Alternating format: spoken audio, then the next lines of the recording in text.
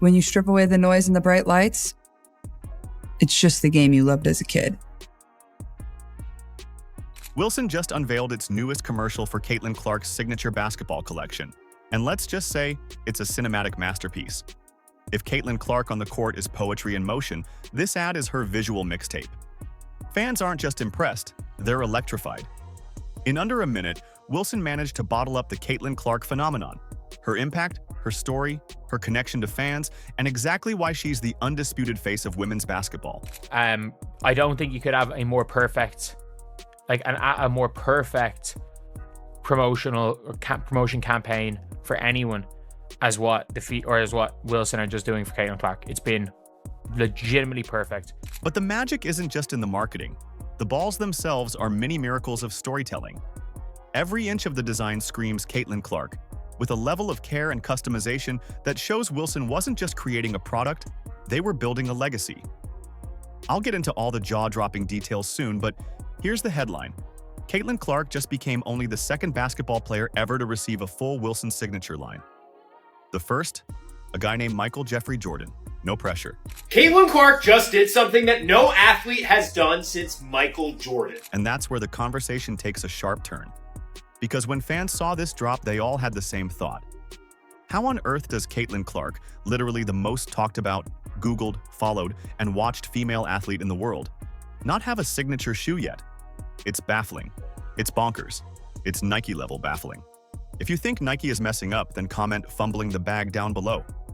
Let's go. Nike, we need to talk about Caitlin Clark. Let's you and me talk about Caitlin Clark since you refuse to talk about Caitlin Clark. Well, a Nike insider may have finally spilled the tea. And if what they're saying is true, the explanation is not just disappointing, it's downright infuriating. Especially once you compare it to what Wilson just pulled off with flair, precision, and actual respect. Making her the first athlete since Michael Jordan to get their own signature basketball from Wilson. She also becomes the first WNBA player to get her own signature basketball from Wilson. Now back to Wilson, because while Nike's out here fumbling, Wilson's putting on a masterclass. They've been riding with Caitlin from day one. Her first signature line last year. Massive success. It wasn't just a product launch, it was a cultural moment. And once again, just so we're clear, Michael Jordan is the only other hooper to get this treatment from Wilson. This year, they didn't just run it back. They went bigger, better, bolder. Wilson and Caitlin didn't slap a name on a ball. They crafted 4 unique basketballs, each packed with personality, purpose, and insane attention to detail. Just kick things off by welcoming Caitlin to the Wilson Design Lab set today as we take a look behind the scenes at the product line that we've created, phase 2 of the Caitlin Clark product line. Let's get into it. Let's talk about the Aspire ball. At first glance, it's minimal, gray, clean, sleek. But the second sunlight hits it, boom. Messages start glowing in fever red. Dream big, keep going. And most touching of all, you're going to be amazing because you are amazing. That line? Straight from Caitlin's pre-game ritual. It's what she tells Aaliyah Boston before every game. This isn't branding, it's personal storytelling.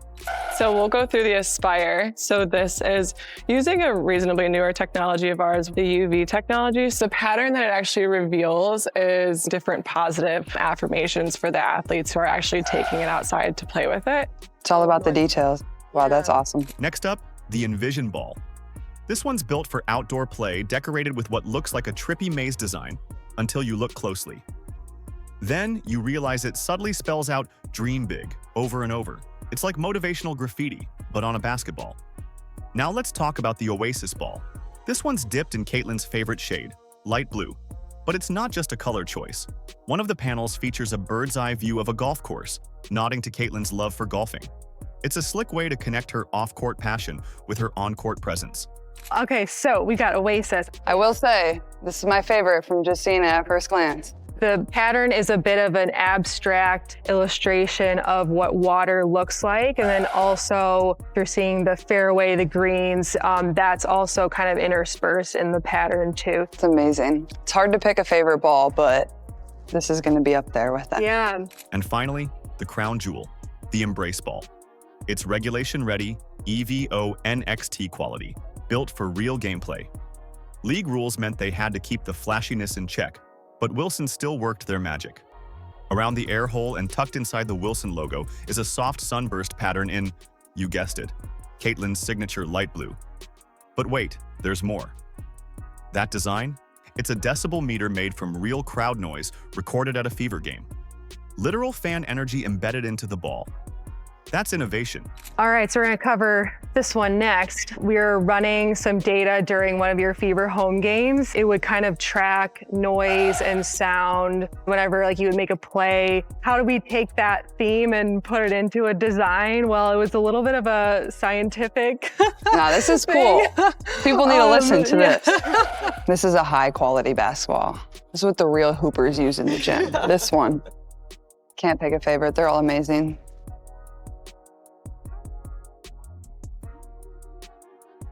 Wilson could have stopped there. They already delivered the goods, but then they dropped the commercial. Visually stunning, emotionally resonant, and undeniably Caitlin. No gimmicks, no fluff, just hoop, heart, and hustle. Chanted defense by the Sparks fans. 6th on the shot clock. Clark, a deep three. Feet on the hardwood, basketball in hand, guiding you, inspiring you, working on the player you dream to be. Because the ball will always bring you back to your favorite place.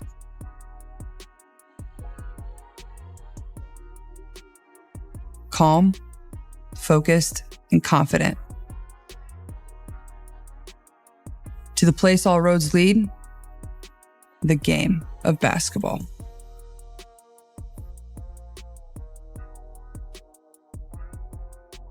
Which brings us to the elephant in the sneaker closet, Nike.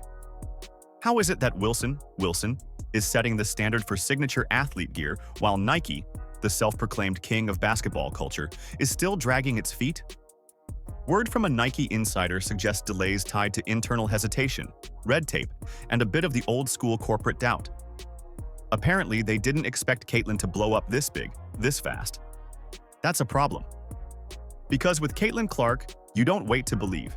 You act, you invest, you elevate. Wilson understood the assignment. Nike's still looking for the syllabus.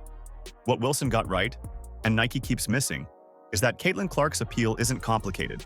She's a baller's baller. She's got range, vision, leadership, swagger, and she puts butts in seats. You don't need to reinvent the wheel for her. You just need to celebrate her love for the game. There is no better way to promote Caitlin Clark. She doesn't need any promotion of pre-game fits. There doesn't need to be any even a Nike terrible promotion is like, you can't win, so win, while ignoring her. You don't need to see, there doesn't need to be any of that crap. There doesn't need to be any bells and whistles. All you have to do is promote basketball. That's the magic of Caitlin. She's not trying to sell a brand. She is the brand. Authentic, intense, joyful. Watch her hit the court, and it's pure serotonin. She's not chasing viral moments. They happen naturally because she's just that good. Even her collabs are must-watch events. Take her link up with Dude Perfect. We are now a 3-pointers distance behind the goal. We'll call it the -3. Hey, yo, it's okay. You come on. Oh! Yeah! I knew it! Weakness. This is the bounce back. Yes, it is. Fine. Yes, Let's go! That's so good. Keep on making. That's so good. Come on. Millions of views, endless engagement, and not a single gimmick in sight. Just Caitlin being Caitlin. Dead-eye shots, contagious energy, genuine connection. Then you've got her recent media interview, where she opened up about her injury. What did she miss most? Not the cameras, not the attention, the game, the grind. That's who she is. Wired to win, built to get better. I think at times the hardest part is just not being able to be involved in practice. I love practice. Not a ton of people always enjoy coming to practice every single day, but that's something I really enjoy. I really enjoy coming out here and competing every single day with my teammates. That's probably honestly what I miss most. Obviously I miss the games. That goes for anybody that's ever hurt, but I love practice. I love getting better. Stephanie White, the Fever's head coach, nailed it. When camp started, she didn't talk about Caitlin's endorsements or social following. She talked about her fire, her prep, her hunger. Caitlin Clark shows up every day like it's a Game 7. That's why her fans love her. That's why she's the face of this league. For anyone who's been dialed in, this is the ultimate mic drop to that tired old take that Caitlin Clark was just handed fame on a silver platter. Spoiler alert, she earned every ounce of it. This wasn't some fast-tracked popularity contest. It was built off tireless effort, rock-solid consistency, and a full-blown love affair with the game. We'll dive deeper into how Nike fits into this mess in a moment. But first, let's hear from a legend, Hall of Famer Cynthia Cooper, who put it best. One word to describe Caitlin Clark. Amazing. Yes. A beast. She is the truth. And I mean, she's the truth, and she was a rookie, right? Yeah. Knock down the three-pointer, get to the rim. She can get to the free throw line. She's crafty. Yeah, very crafty. Crafty. So sometimes she look like she's coming off for a three-point shot and she backdoors you for a layup. She gets her teammates involved. She can pass. She can shoot. Man, she is a complete basketball player. Wilson didn't just roll out a product. They captured Caitlin's essence, both as a player and a human being. The end result? It's not just stylish, it's downright inspirational. Now contrast that with the brand that should be cashing in big right now but somehow isn't. Nike. Seriously, if anyone should be rocking her own sneaker line by now, it's Caitlin Clark. The charisma, the following, the gravity, she's got MJ-level pull. So where are the Kate Force ones? Because when you stack Wilson's tailor-made masterpiece against Nike's radio silence, you start scratching your head. Yes, we've heard whispers about a shoe coming eventually, but come on. Jordan had his signature kicks in year one. So did LeBron. When Nike spots a transcendent star, they usually sprint, not crawl. Delaying this makes zero business sense. And let's be real, Nike isn't dumb. So what gives? Well, we finally might have an answer. Nike seems to be continuing to fumble the bag when it comes to Caitlin. She still doesn't have a signature shoe. The merch is very limited that they put out for Caitlin Clark, and a lot of fans are wondering why. Enter Jordan Rogers, former Nike marketing insider of 15 years, who dropped some serious insight. And what he revealed? Yeah, it's maddening. I want to show you two different charts here. One, your stock price since 2021. It is down nearly 60%. Your executives and the people who are making these decisions, their stock options are worthless. Meanwhile, you have the single biggest needle mover in all of American sports since Michael Jordan, and you have somehow convinced yourself that you need to slow play this. Nike isn't having the best time in the sales department. The classics, Jordans and whatnot, aren't flying off shelves like they used to. They need new blood, something with real cultural force. Caitlin Clark is sitting right there like a human cash register, yet Nike's acting like it's still reviewing her application. Why is the most buzzed about athlete in the country being slow-walked to the spotlight? Rogers' T gives us a clue, and it's not pretty. I am so confused as to how you would be so invested in the WNBA for several years, and you have been doing great work to try to elevate and uplift that league and many of the athletes there. But this seems like you have convinced yourself that this needs to be an either-or conversation. And we never have an either-or conversation in the men's sports. You have like 10 signature athletes. Half of them don't deserve a signature shoe. Did you notice the subtle plug of Asia Wilson's A1 sneakers in that clip Rogers posted? That wasn't random. And remember how Nike ghosted Caitlin's Iowa homecoming game against Brazil? That was a massive event, not just for Caitlin, but for the entire WNBA. 15,000 tickets evaporated in minutes, and the game pulled 1.3 million TV viewers for an exhibition. Yet Nike stayed dead silent. No shout-out, no tweet, not even a lazy repost. The silence was so awkward that Caitlin's own boyfriend reposted a tweet publicly calling Nike out. And I don't know if you saw, but her boyfriend on his page reposted this, which I guess it could have been an accident, but I'm going to assume, y'all don't got internet or what? That's because apparently Nike didn't say anything. They were radio silent. When the inner circle starts sounding alarms, it's a safe bet something's wrong. And now we know what it is. It all comes back to Asia. Asia Wilson's on top. Can't take her spot. Her shoe launch just so happened to drop days after Caitlin's blockbuster homecoming. So now the theory that Nike hit the mute button to avoid overshadowing Asia? It's looking less like speculation and more like fact. And after Rogers spilled the behind-the-scenes tea, that theory's practically stamped approved. Your tagline in that was "You can't win, so win." One of the best explanations I can come up with is that you are wringing your hands and afraid to enter into this politically divisive conversation that has been co-opted by the media and pundits who are race baiting and doing all kinds of ridiculous things around women's basketball. You can't win, so win. You have the unicorn, the chosen one, the one who everyone wants to hear from, and you were just sitting around Gatorade, State Farm, Gainbridge, Wilson Basketball, have all figured out how to have a point of view with Caitlin Clark. Please, for the love of God, figure something out. Here's the reality. It's the same drama playing out in the league. The very internal politics that are stifling Caitlin's promotional momentum in the WNBA are now seeping into Nike's strategy, and no one's calling it out more clearly than Stephen A. Smith. He peeled back the layers and explained exactly why this is a generational miss. And then you have a lot of folks that have come to the defense of numerous WNBA players because they were pointing out, like, this has been going on before long and people are not hating on her. It's not about hating on her. It's that you feel she is getting a level of attention that you deserved and you warranted long before she ever came along. There's a clear entitlement in certain WNBA circles, mixed with a thick fog of jealousy surrounding Caitlin Clark. And to be fair, it's not personal. Most of these players respect Caitlin's insane talent. Legends, analysts, and fans constantly back her. She's earned that admiration. But at the same time, there's an unmistakable resentment. And it's so strong, it feels like the league itself is hesitant to ride her wave. Instead of embracing what she's built, they're pulling back like they're afraid of eclipsing others. Jordan, Kobe came along, there was resentment. I mean, the list goes on and on. It happens. So to me, there's nothing wrong with the resentment that you may feel towards what she represents. It's actually good because it provokes a level of hostility, which elevates the competitive fervor, and y'all go out there and compete and everybody gets paid.